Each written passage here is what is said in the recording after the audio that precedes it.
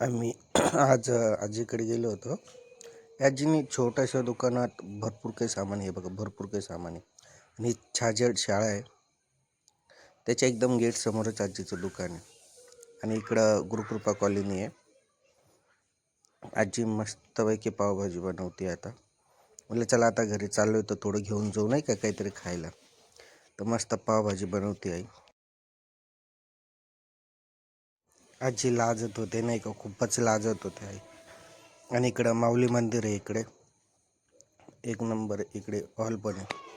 हे बघा, इकडे पोंगे, ते कुरकुरे, चिप्स, लहान लहान मुलांना जी लागणारे सामान ते पूर्ण काही आहे. आणि आजी बोलली कशी बनली ती मला सांगू द्या. कारण आजीच्या तिकडनं तर जातो ना मी, माझा येण्या जाण्याचा रस्ता तोच नाही का.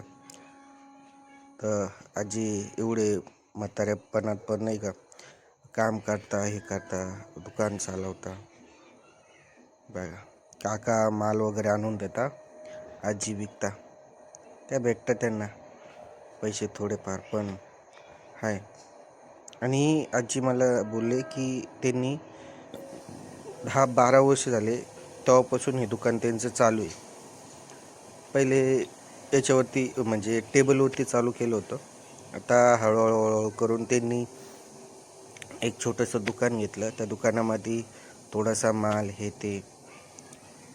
आजी बोलली आता थोडं थोडं करून आम्ही फ्रीज पण घेणार आहे.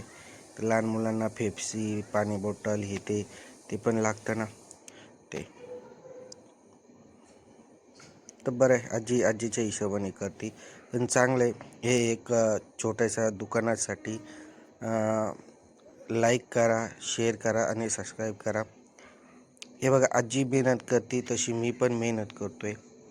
तर बघा, आणि कधी पण आले तर माऊली मंदिरापासून सरळ आल्यानंतर आजीचं दुकान हे लक्षात ठेवा.